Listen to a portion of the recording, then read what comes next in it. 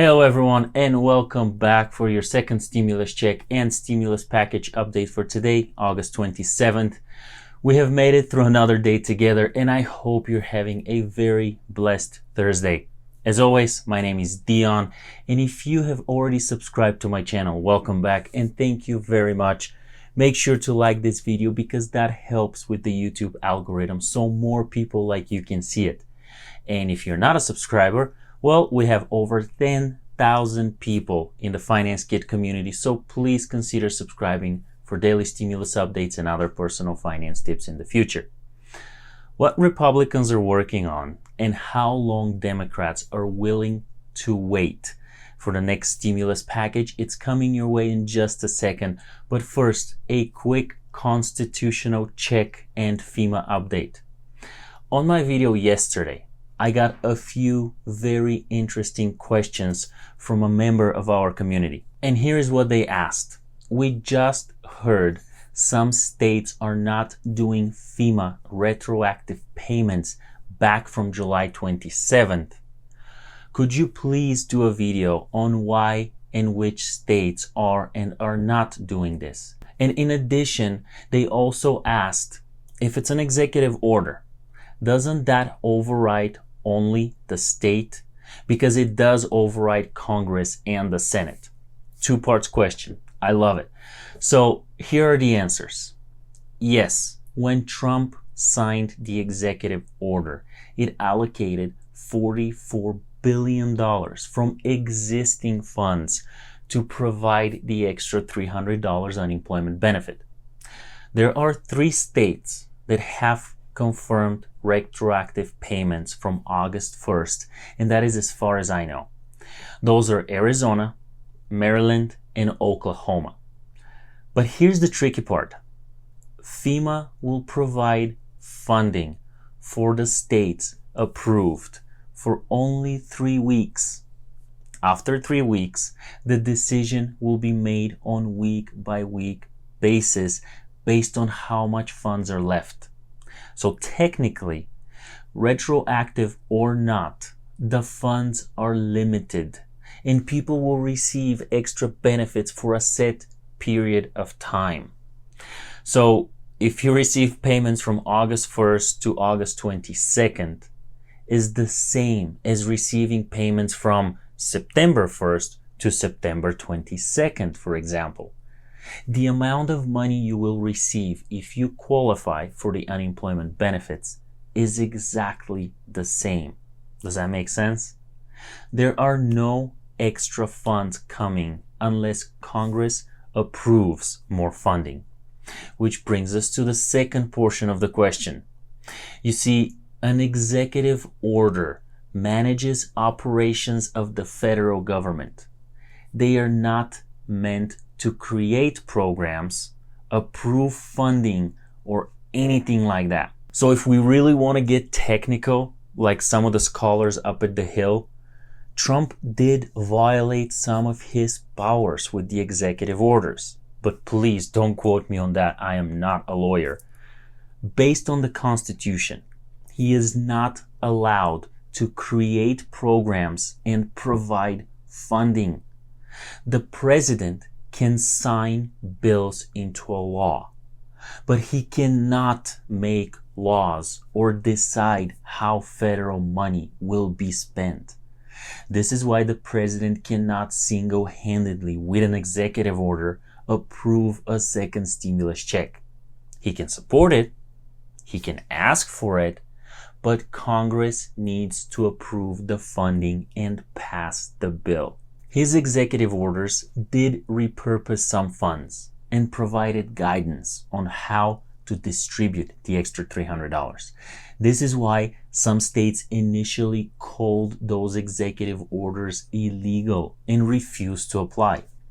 But when those funds will be paid out, starting dates, retroactive or not, the decision is from the state.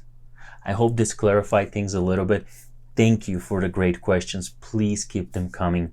And we also have Florida added to the list of approved states.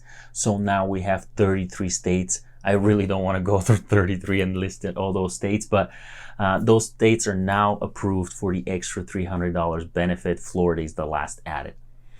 The bottom line is we need Congress to pass another stimulus package in order to have proper funding, not just for the extra unemployment benefits, but also for all the other provisions, including second stimulus check. Both sides want to restart the stimulus package negotiations. Plenty of talk and evidence about that. And if all the name calling and finger pointing this month has revealed anything, it's that both Democrats and Republicans recognize the need for another stimulus package to help the US with virus testing, reopening schools, the eviction crisis, financial troubles of many Americans, and the upcoming election. If you keep up with the news from Europe, you're probably aware that France and Germany are boosting their stimulus even more. Countries around the world are passing bills for more funding in various of different areas that their economies need financial assistance. It is time for the US to do the same. And here's what Meadows said in an interview with Politico just yesterday. I probably have had more, not only good conversations, but very productive conversations with Democrats on the Capitol Hill, both on the Senate side and on the House side. And a lot of them want a deal and are being very, very responsible in their requests. So what's next then? Well, it may seem confusing to introduce another stimulus proposal, but this is what Republicans are planning with their new $500 billion skinny stimulus bill. By the looks of it, they're rolling out with this. But that roll will be a short-lived one. Democrats want at least $2 trillion package. So did the president not too long ago. So that skinny bill is pointless to me, except that it will get the Senate back to Washington. And that is what we need right now. But there is something else good that can come out of this skinny bill. You see, rather than debating on a comprehensive stimulus package, Congress could pass bipartisan legislation first. This means that Congress can agree on certain policy and positions, such as unemployment benefits, school funding, and a second stimulus check, and pass these appropriate legislations now. This way, Congress doesn't have to delay financial relief for American people. However, Democrats want a single stimulus package and do not appear ready to pass partial stimulus bills. Democrats want a single comprehensive stimulus package so that all policies are sufficiently addressed. Pelosi believes that all these issues are linked together and a stimulus package can't be agreed on unless all issues are settled together. What do you think? Should we wait for a big package with a lot of negotiations, or should we just pass smaller provisions, smaller legislations, and fund different programs that way? Let me know down in the comments, please. But here's the funny part in all this, actually, that I can't seem to understand. Democrats made a compromise and lowered their initial funding desires from $3 trillion down to $2 trillion.